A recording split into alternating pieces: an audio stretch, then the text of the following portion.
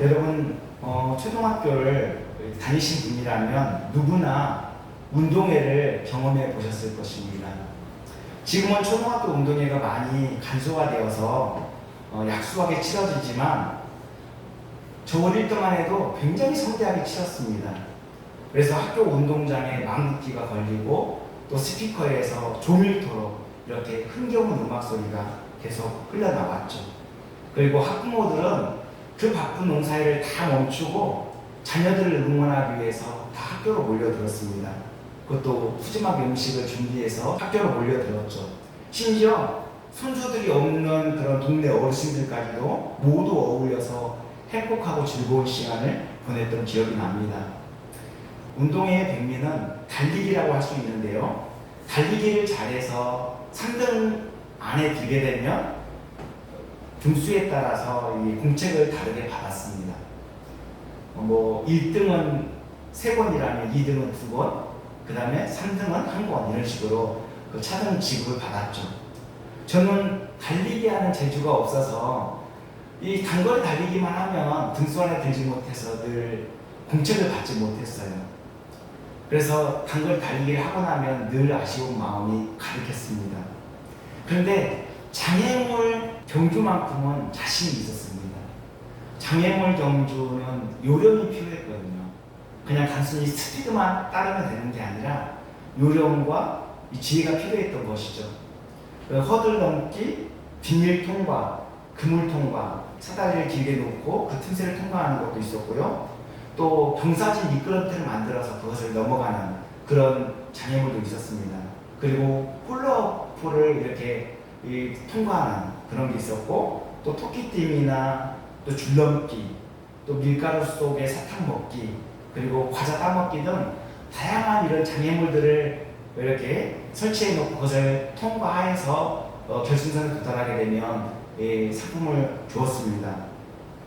그때 생각하면 참 행복했습니다. 여러분도 어린 시절 그런 좋은 추억들이 다 있을 것입니다. 상을 받아들고 부모님께 자랑했던 추억이 아마 저보다는 훨씬 더 많았을 것이라고 생각합니다. 우리 인생도 이런 장애물 경주와 같습니다. 우리가 살아가는 데 있어서 수많은 장애물을 만나게 되고 그 장애물을 잘 통과해야만 결승선에 안착할 수 있는 것이죠. 장애물 경주에서 결승선에 빨리 도착한 몇 사람에게만 이 상품이 주어지지만 믿음의 경주는 그렇지 않습니다. 믿음의 경주는 끝까지 완주한 자라면 누구나 하늘의 상이 주어집니다. 오늘 본문에는 경주자가 어떤 목표를 향해 달려야 하고 믿음의 경주를 잘한 성도에게 어떤 상이 주어지는지 잘 나타나 있습니다. 이제 본문 말씀을 좀 더 깊이 살펴볼 텐데요. 저와 여러분 이 말씀을 통해서 어떤 어려움 속에서도 믿음의 길을 끝까지 포기하지 않고 달려가겠노라고 그렇게 다짐할 뿐만 아니라 오직 믿음의 주요 온전케 하신 이인 예수님만을 바라보며 그렇게 믿음의 경주를 힘쓰해 나가는 저와 여러분 모두가 되었으면 좋겠습니다. 먼저 본문 1절에 보면 이러므로 우리에게 구름같이 둘러싼 허다한 증인들이 있으니 모든 무거운 것과 얽매이기 쉬운 죄를 벗어버리고 인내로써 우리 앞에 강한 경주를 하며 이렇게 말씀하고 있습니다. 지금 이 12장 1절의 이러므로로 시작되지 않습니까? 그러면 11장을 봐야 돼요. 왜냐하면 11장과 연관되어 있기 때문에 그래요. 11장은 믿음장이라고 했잖아요. 믿음장에 뭐가 나오냐면 믿음의 증인들이 어떠한 삶을 살았는지, 어떻게 믿음으로 이겼는지 그것을 그 선진들의 삶을 우리에게 비춰주고 있죠. 그래서 선진들의 삶을 통해 우리에게 믿음이 무엇인지를 보여주고 있습니다. 그들의 삶을 면면히 살펴보면 한결같이 자기 뜻과 신념, 세상 풍조를 따르지 않고 오직 하나님의 약속만 붙잡고 나아갔다는 사실을 확인할 수 있습니다. 그렇습니다. 믿음은 내 뜻을 관철시키는 것이 아니라 하나님의 약속이 이루어질 것을 믿고 어떤 어려움 속에서도 끝까지 그 복된 자리를 사수하는 것입니다. 믿음의 경주를 하는 데 있어서 중요한 요소가 있는데요. 오늘 이 히브리서 기자는 3가지를 이렇게 설명하고 있습니다. 첫째로 하나님을 섬기는 데 방해되는 것들을 벗어버리는 것입니다. 하나님을 섬기는 데 있어서 방해되는 요소들이 얼마나 많습니까? 우리의 삶의 현장에 우리를 예수 잘 믿지 못하게 유혹하는 것들도 많고요. 또 우리를 핍박하는 경우도 얼마나 많이 있습니까? 또 우리 스스로에게 사탄은 마귀는 끊임없이 의심과 분노, 혈기를 자꾸만 불어넣어서 우리로 자꾸만 하나님께 나아가는데 방해하는 경우가 참 많습니다. 히브리서 기자가 오늘 본문에서 모든 무거운 것과 얽매이기 쉬운 죄라고 표현하고 있죠. 하나님께 나아가는데 방해되는 모든 것들을 다 포괄하는 그런 의미가 담겨 있는 거예요. 이것이 바로 죄의 특징이죠. 죄는 이렇게 무겁고 또 우리를 자꾸만 얽어냅니다. 예수님께서도 마태복음 11장 28절에 수고하고 무거운 짐진 자들아 다 내게로 오라 내가 너희를 쉬게 하리라 이렇게 말씀하고 있습니다. 죄의 짐이 얼마나 무거우면 이런 표현을 사용하시겠습니까? 죄는 자꾸만 우리를 짓눌러요. 그래서 예수님께 나아가지 않으면 죄로부터 그렇게 압력을 받는 거예요. 예수님을 믿지 않으면 이렇게 죄로 인한 짓눌림으로 자유가 없습니다. 믿지 않으면 여전히 마귀의 속박 아래 있기 때문에 마귀의 종로로 갈 뿐입니다. 세상에서 아무리 부귀 권세를 다 누린다 할지라도 헛되고 불안한 인생을 살아갈 뿐이에요.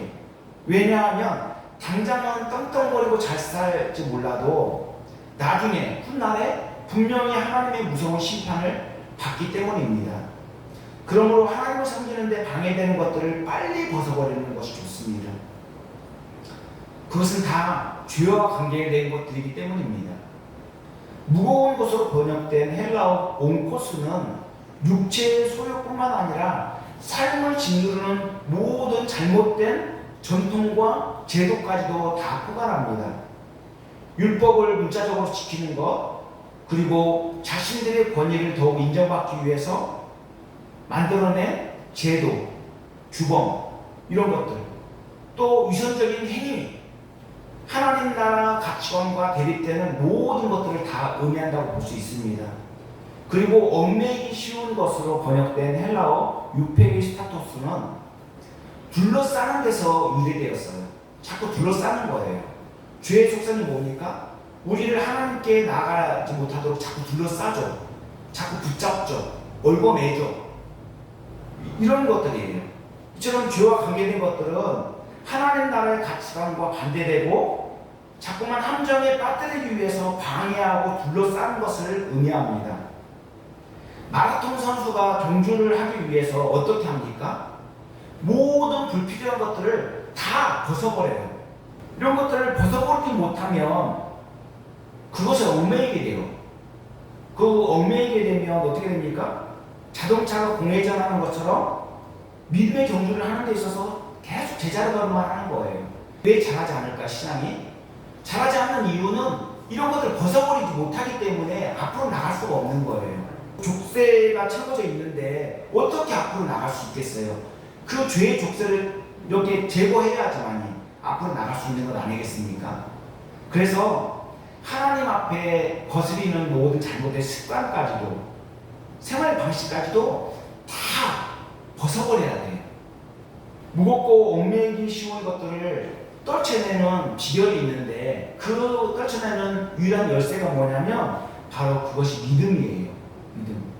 전에 신영성 전도사님이 우리 교회에 설교하실 때 믿음에 대해서 가르쳐주셨죠. 믿음은 하나님이 바라보시는 시야 안에서 우리를 확고하게 하는 실제적인 힘이라고 그렇게 정의하였습니다. 믿음은 우리의 눈이 어두워져서 보지 못하는 것, 우리가 주관적으로 보던 것들이 다 깨지고 하나님이 보시는 것을 보는 것입니다. 왜 그렇습니까? 믿음은 우리의 뜻이 아닌 하나님의 뜻이 이루어지는 데 초점이 맞추어져 있기 때문입니다. 그래서 하박국 선지자가 맞닥뜨린 현실은 명호도 암담하지만 시간을 초월해서 하나님의 절대 주권을 인정하며 하나님의 뜻이 이루어질 것을 믿고 기뻐하였던 것입니다. 하나님의 뜻이 이루어지는 과정에서 겪는 진통이 엄청나지만 믿음으로 인내하며 즐거워하는 것이죠. 그 고통의 바다를 기쁨으로 건너가도록 도우시는 분이 바로 예수 그리스도이십니다. 그래서 성경은 온통 예수님을 믿음으로 말미암아 복을 받는다라고 그렇게 계속 강조하고 있고 그 내용으로 가득 차 있어요. 오늘 우리가 히브리서 12장을 보고 있는데 앞서 히브리서 11장 믿음장이라고 했죠. 믿음의 선진들의 행전이 소개되고 있는데요. 즉 아벨, 에녹, 노아가 어떻게 믿음으로 살았고 믿음의 조상 아브라함과 사라 그리고 이삭, 야곱, 모세가 어떻게 믿음으로 행했는지 자세히 이야기하고 있습니다. 심지어 이스라엘 정탐꾼을 숨겨두었던 기생 라합의 믿음까지도 빼놓지 않고 소개하고 있습니다.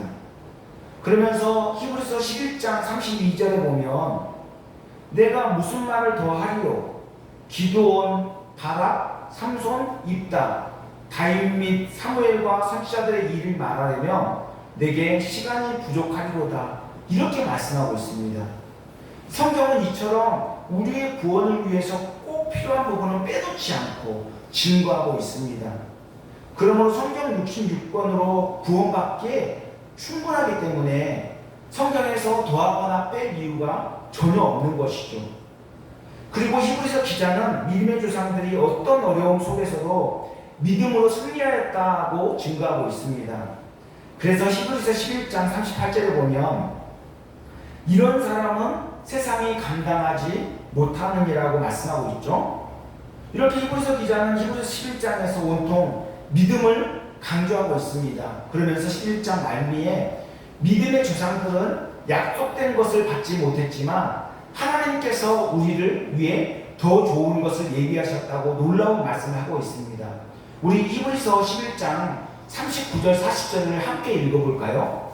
이 사람들은 다 믿음으로 말미암아 증거를 받았으나 약속된 것을 받지 못하였으니 이는 하나님이 우리를 위하여 예비하셨은즉 우리가 아니면 그들로 온전함을 이루지 못하게 하려 하심이라. 아멘. 믿음의 조상들은 언약에 포함된 영원한 약속이 결국에는 성취될 것을 믿은 것입니다. 그 증거가 히브리서 11장 13절 14절 나와 있는데요. 이 사람들은 다 믿음을 따라 죽었으며 약속을 받지 못하였으되 그것들을 멀리서 보고 환영하며 또 땅에서는 외국인과 나그네임을 증언하였으니 그들이 이같이 말하는 것은 자기들이 본향 찾는 자임을 나타냄이라. 이렇게 말씀하고 있습니다. 하나님의 약속은 믿음의 조상 아브라함에게서 시작되어 이삭, 야곱에게 전달되었습니다. 족장들은 약속의 땅 가나안에 살았지만 상속받지 못한 상태에서 나그네와 외국인으로 살았습니다. 하나님께서 믿음의 조상 아브라함에게 내가 내게 지시할 땅으로 가라 이렇게 명령했을 때 순종하여 오게 된 곳이 가나안 땅인데 그곳에서 나그네로 살아야만 했던 것이죠. 인간적인 생각으로는 고향 갈대아 우르로 돌아가고 싶었을 것입니다.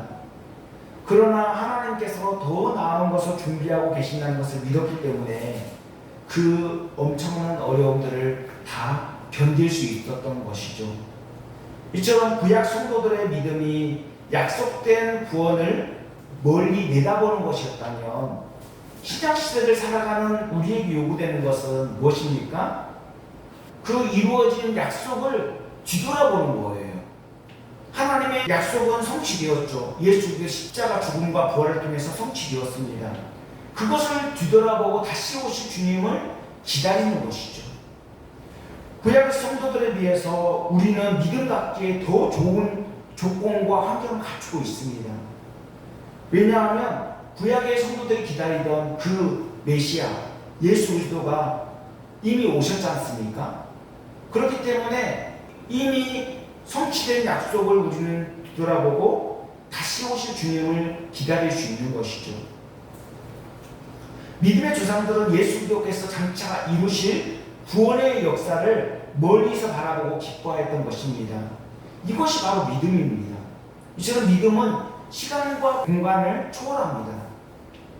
그래서 히브리서 기자가 히브리서 11장 1절 2절에 믿음은 바라는 것들의 실상이요 보이지 않는 것들의 증거니 선진들이 이로써 증거를 얻었느니라고 선언하고 있는 것입니다. 구약시대에 살았던 신약시대를 살고 있던 하나님께서는 여전히 믿음으로 말미암아 구원을 얻게 하십니다. 그래서 믿음이 너무나도 중요한 거예요. 구약시대에는 오실 메시아를 기다렸다면 신약시대에는 십자가에서 구원을 주신 예수 그리스도를 바라보고 다시 오실 예수님을 기다리는 것이죠. 그런 의미에서 구원은 하나님의 약속을 믿는 자들에게 일방적으로 값없이 베푸시는 하나님의 은혜의 선물인 것입니다. 히브리서가 쓰여질 당시 상황이 어떠했을까요? 과연 믿음을 갖기 좋은 환경이었을까요? 그리스도인들이 엄청난 고난과 핍박을 당했던 시대입니다. 당시 그리스도인들이 얼마나 직강한 고난을 당했는지 히브리서 11장 36절로 38절 말씀에 보면 이렇게 나와 있어요. 또 어떤 이들은 조롱과 채찍질뿐 아니라 결박과 옥에 갇히는 시련도 받았으며 돌로 치는 것과 톡으로 편을 복과 시험과 칼로 죽임을 당하고 양과 염소의 가죽을 입고 유리하여 궁핍과 환난과 학대를 받았으니 그들이 광야와 산과 동굴과 토굴에 유리하였느니라. 이렇게 말씀하고 있습니다. 사람들에게 조롱을 당하고 고문을 당하고 매를 맞고 옥에 갇히고 믿음을 지키기 위해서 죽음까지도 불사하였습니다. 이것이 가능한 이유는 오직 하나님의 약속을 믿었기 때문입니다. 죽음도 그들의 믿음을 빼앗을 수 없었던 것이죠. 돌에 맞아 죽든 톱에 잘려 죽든 세상에서 가난과 학대와 환난을 당하든 정처 없이 떠돌아다니든 세상의 가치를 두지 않고 오직 하늘의 소망을 두고 있기 때문에 가능한 것입니다. 이처럼 당시 그리스도인들은 엄청난 핍박을 받으면서도 믿음으로 감수했던 것입니다. 학자들은 이때를 기독교인들에 대한 핍박이 가장 심했던 AD 64년에서 69년 사이로 추정하고 있습니다. AD 64년에 무슨 일이 일어났습니까? 로마에 큰 대형 화재가 일어났습니다. AD 64년 7월 19일 밤 대형 경기장 아래 상점에서 시작된 불은 삽시간에 로마 전역으로 퍼져나갔습니다. 그래서 9일 동안 로마에 14개 행정구역이 있었는데 그 중에 3개 구역이 전소되었고 7개 구역이 절반 정도가 탔습니다. 온전한 행정구역은 겨우 4개 뿐이었다고 합니다. 로마 대화재의 원인에 대해서 여러 가지 설이 있는데 그 중에 가장 유력한 설이 뭐냐면 네로 황제의 방화설입니다. 지금 네로 황제가 일부러 기독교인들을 핍박하기 위해서 불을 냈다는 거예요. 그리고 그 화재의 원인을 그 기독교인들에게 뒤집어 씌웠던 것이죠. 그리고 히브리서 기록 시기를 AD 70년 이전으로 보는 이유는 AD 70년에 중요한 사건이 있어요. 그 예루살렘 멸망을 당하죠. 완전히 다 로마 티투스 장군에 의해서 휘파됩니다. 성전까지 다 파괴되는데 그 당시 그 이전까지 성전이 파괴되지 않았고 그리고 제사장들이 그때까지 종교적인 제사를 드리고 있었기 때문에 AD 69년까지를 보고 있는 거예요. 그래서 학자들은 히브리서 기록 시기를 AD 64년에서 AD 69년으로 추정하고 있는 것입니다. 히브리서 기자가 누구인지는 알 수 없어요. 이 익명의 기독교인은 로마에 있는 유대인 기독교인들에게 이 히브리서 이 편지를 써서 보낸 것입니다. 히브리서 기자는 디모데를 아마도 잘 알고 있었던 사람입니다. 왜냐하면 히브리서 13장 23절에 우리 형제 디모데가 놓인 것을 너희가 알라. 그가 속히 오면 내가 그와 함께 가서 너희를 보리라고 이렇게 말씀하고 있기 때문입니다. 그러니까 디모데가 어떻게 해서 감옥에 갇혔는지 그리고 또 어떻게 해서 풀려났는지 알 수는 없지만 이 내용을 통해서 히브리서가 쓰여진 때가 언제인지 가늠할 수 있는 것이죠. 히브리서는 분명 디모데가 활동했던 시기에 기록된 것입니다. 믿음의 경주를 하는 데 있어서 중요한 요소가 있는데 두 번째 요소가 무엇입니까? 그것은 바로 인내입니다. 핍박이 심한 상태에서 기독교인들에게 이 인내는 필수적인 요소죠. 인내 없이는 고난을 이겨나갈 수가 없습니다. 여러분, 왜 인내가 필요합니까? 우리는 이미 예수 그리스도로 말미암아 예수 그리스도께서 이미 승리한 싸움이지 않습니까? 이 승리한 싸움을 우리가 이미 확인하고 그리고 승리한 싸움을 싸우고 있는 거예요. 그래서 우리에게 중요한 것은 어떤 성을 빼앗거나 뭐 이런 게 아니라 우리에게 중요한 건 버티는 거예요. 그 예수 그리스도를 의지하여 끝까지 버티는 거. 그것이 바로 인내예요. 그러니까 아무리 힘들고 어려워도 하나님의 약속을 믿고 일사각오의 정신으로 나아가는 이 믿음의 자세를 의미합니다. 사명을 감당하기 위해서 죽기를 각오하는 것이죠. 이렇게 인내하는 데 있어서 그것을 가능하게 하시는 분이 바로 대제사장이신 예수 그리스도이십니다. 예수님은 하나님의 뜻을 이루시기 위해서 십자가 못 박혀 죽으심으로써 인내의 롤모델이 되셨습니다. 그래서 본문 2절에 보면 믿음의 주요 또 온전하게 하시는 이인 예수를 바라보자. 그는 그 앞에 있는 기쁨을 위하여 십자가를 참으사 부끄러움을 개의치 아니하시더니 하나님 보좌 우편에 앉으셨느니라. 이렇게 말씀하고 있습니다. 예수님께서 그 앞에 있는 기쁨을 위하여 십자가 고난을 참으셨다고 하셨는데 여기서 말하는 기쁨은 어떤 기쁨입니까? 과연 예수님은 어떤 개인적인 기쁨과 영광일까요? 아닙니다. 먼 날 저와 여러분이 천국 혼인잔치에 신랑 되신 예수님과 함께 신부로서 참여하는 것을 보는 그런 기쁨이죠. 예수님은 그것을 보고 기뻐하는 거예요. 무지랭이 같은 저와 여러분을 구원하셔서 천국에 들여보내시는 그 기쁨에 초점을 맞추고 있는 것입니다. 우리는 스스로 믿음을 지킬 수 있는 존재가 아니에요. 예수님께서 죄와 함으로 죽을 수밖에 없는 우리를 구원하여 주셨듯이 믿음을 지키는 것도 예수님께 달려 있습니다. 예수님을 의지하지 않고는 그 누구도 믿음을 온전히 지킬 수가 없습니다. 예수님은 우리의 믿음의 시작이며 전부입니다. 예수님께서는 자원적으로 하나님의 뜻에 순종하심으로써 하나님의 공의를 만족시키실 뿐만 아니라 우리를 살리시고 하나님 보좌 우편에 앉으셨습니다. 그리고 지금도 끊임없이 우리를 위해서 중보 기도하고 계시죠. 그러므로 우리가 끝까지 예수님만 믿고 의지하면 예수님으로 인해서 구원의 은혜를 받아 누리게 되는 것입니다. 믿음의 경주를 하는 데 있어서 중요한 요소가 있는데 마지막으로 세 번째 요소가 무엇입니까? 그 세 번째 요소는 우리의 삶 전부를 예수님께 고정시키는 것입니다. 히브리서 기자가 본문 2절에 예수를 바라보자 라고 권면하고 있죠. 여기서 바라본다라고 번역된 이 단어가 영어 성경에서는 픽스라고 번역이 되어 있어요. 픽스. 그러니까 고정시키는 것을 의미하는 거예요. 우리의 삶을 예수님께 고정시킬 때 세상 풍조에 밀려 요동하지 않아요. 아무리 우리를 흔들어대고 아무리 우리를 핍박하고 유혹해도 예수님께 시선을 고정하고 있으면 흔들리지 않는다는 거예요. 그러므로 아무리 어려운 일을 당해도 낙심하지 않고 믿음의 길을 걸어낼 수 있는 것이죠. 예수님께 시선을 고정하고 있으면. 그래서 본문 3절에 너희가 피곤하여 낙심하지 않기 위하여 죄인들이 이같이 자기에게 거역하는 일을 참으신 일을 생각하라. 이렇게 말씀하고 있습니다. 마귀는 우리를 의심하게 만들고 또 핍박하고 유혹하고 끊임없이 우리를 공격하지만 예수님은 우리에게 힘과 용기를 주셔서 아무리 어려운 상황을 만나도 반드시 이기게 하신다는 것입니다. 왜냐하면 십자가로 승리하신 예수님의 승리가 예수님을 따르는 우리에게도 동일하게 주어지기 때문입니다. 그런 의미에서 우리는 이미 승리한 싸움을 싸우고 있는 것과 마찬가지입니다. 사탄이 아무리 참소해도 죄로 인해 흔들릴 이유가 전혀 없습니다. 실수하고 넘어졌어도 또다시 예수님을 의지하여 일어나 달려가면 되는 것이죠. 100번을 넘어지며 100번을 넘어진 대로 그렇게 넘어져 있습니까? 아니죠. 다시 예수님을 의지하고 일어나면 되는 것입니다. 끝날 때까지 끝난 게 아니에요.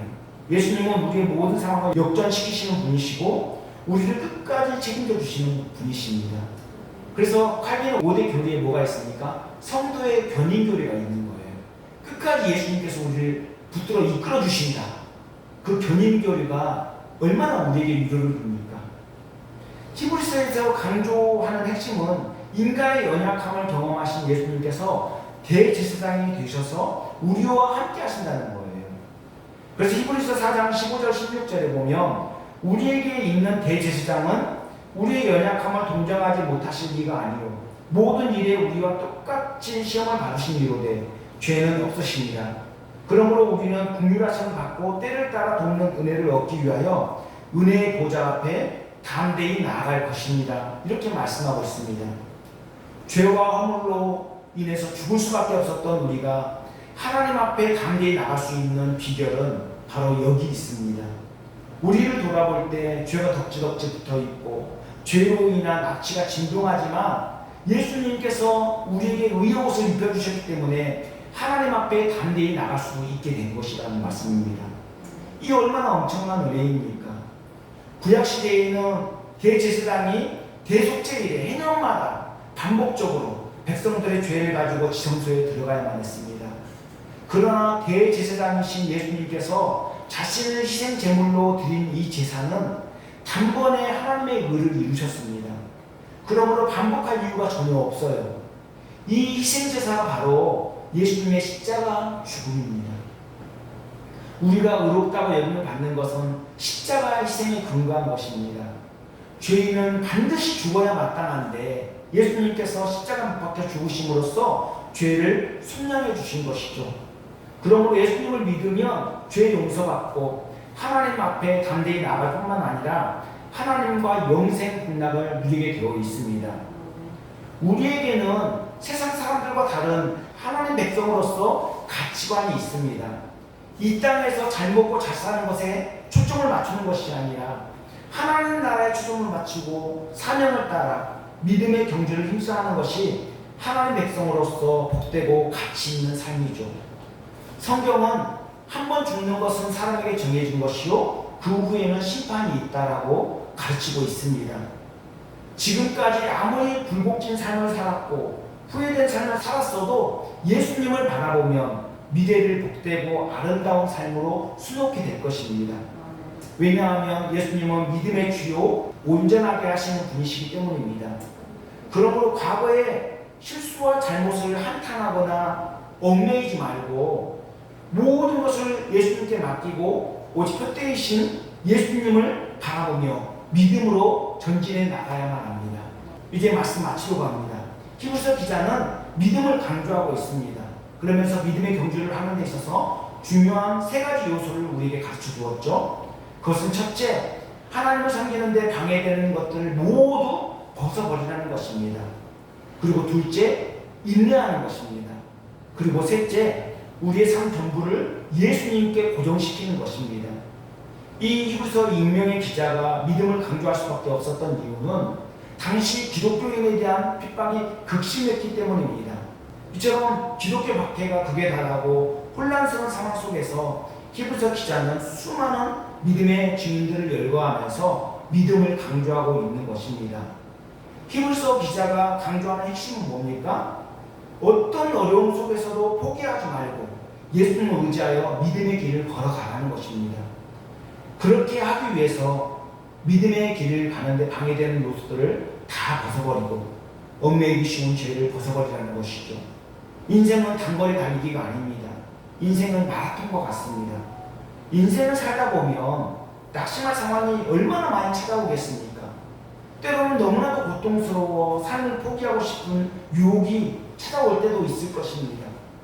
그때마다 포기하지 않고 끝까지 완주할 수 있는 비결은 끝까지 믿음의 주 되신 예수 그리스도를 바라보는 것입니다. 우리가 완주할 수 있도록 수많은 믿음의 선진들이 응원하고 있고 무엇보다도 우리의 대장 되신 예수님께서 우리를 격려하시고 도와주실 것입니다. 믿음의 경주자에게 있어서 가장 중요한 것은 믿음의 주요 온전하게 하시는 이인 예수를 바라보는 것입니다. 예수님을 바라본다는 것은 예수님께 자신의 모든 삶을 고정시키는 것을 의미합니다. 즉 예수님만 전폭적으로 믿고 오지 않는 것이죠. 이렇게 우리는 온전히 예수님만 의지하여 인내해야만 합니다. 어떤 어려움이 닥친다 하더라도 일사고의 정신으로 결단하고 나아갈 때 우리는 사명을 완수하고 안전하게 결승선에 도달하게 될 것입니다. 예수님께서는 인간의 몸을 입고 우리와 같은 경주자의 삶을 사셨습니다. 오직 하나님의 뜻을 이루시기 위해 사셨을 뿐만 아니라 십자가의 고난과 부끄러움을 참으시고 다 이겨내셨습니다. 오직 하나님의 영광을 위해 철저히 자원적으로 순종의 길을 걸어가셨죠. 예수님의 삶 전체가 온전히 하나님의 뜻에 초점이 맞춰져 있습니다. 마침내 영광스럽게 부활하시고 승천하셔서 하나님 보좌에 우편에 앉으신 것도 모두 하나님의 뜻을 이루는 일이었습니다. 예수님께서는 우리에게 영광을 안겨주시기 위해서 친히 순종의 본을 보여주셨고 또 고난의 길을 묵묵히 걸어가셨던 것입니다. 그리고 1세기 당시 수많은 기독교인들이 하나님의 약속을 붙잡고 믿음으로 엄청난 핍박을 감수했던 것도 우리에게 엄청난 교훈을 주고 있습니다. 우리도 마찬가지로 믿음의 길을 가는 데 있어서 고난의 여정을 통과하게 될 것입니다. 마치 바다 위에 떠있는 배들이 크든 작든 풍랑에 자유로울 수 없는 것처럼 믿음으로 사는 자에게 늘 고난을 찾아오게 되어 있어요. 그러나 낙심하거나 걱정할 이유가 전혀 없습니다. 왜냐하면 우리에게는 믿음의 경주를 할 수 있도록 도우시며 위로해 주시는 예수님이 계시기 때문입니다. 그러므로 믿음의 주요 온전하게 하시는 이인 예수님만 믿고 따라가면 그 어떤 어려운 상황과 환경을 만나도 다 극복할 수 있습니다. 저와 여러분 코로나 팬데믹의 긴 터널을 지나가고 있습니다. 이러한 상황 속에서 우리는 과연 어떤 자세를 가져야 될까요? 믿음의 주요 온전하게 하시는 예수님만을 바라보고 예수님께 모든 삶을 맡겨야 됩니다. 저와 여러분 각자의 상황과 환경, 처지가 다 다를 것입니다. 예수님은 우리의 상황과 처지를 다 아십니다. 그리고 그 예수님을 믿고 의지하는 자에게 가장 적절하게 적실한 도움을 주실 것입니다. 저와 여러분 어떤 어려움 속에서도 낙심하거나 포기하지 마시고 끝까지 예수님을 의지하면서 믿음의 길을 투벅투벅 걸어나가면 좋겠습니다. 기도하겠습니다. 사랑과 은혜 풍성하신 하나님, 우리를 구원하사 하나님의 자녀 삼아주시고 여기까지 인도해 주신 은혜에 감사와 영광을 돌립니다. 하나님의 자녀가 되었음에도 불구하고 무겁고 얽매기 쉬운 죄의 올무에 걸려 넘어질 때가 얼마나 많이 있는지 모릅니다. 그리고 여전히 우리는 믿음의 경주를 계속해야 되는 상황 가운데 있습니다. 우리의 믿음의 여정 가운데 어려움 속에서도 낙심하지 않고 믿음의 주요 온전하게 하시는 이 예수님만 바라보게 하여 주시옵소서. 우리에게 더 큰 믿음 주셔서 포기하지 않고 끝까지 믿음의 경주를 완주할 수 있도록 인도하여 주시옵소서. 무엇보다도 진리를 거스르며 세상 풍조를 따르려는 분위기 속에서 믿음을 지킬 뿐만 아니라 끝까지 예수님의 발자취만 따라갈 수 있도록 이끌어 주시옵소서. 이 모든 말씀 예수님 이름 받들어 기도합니다.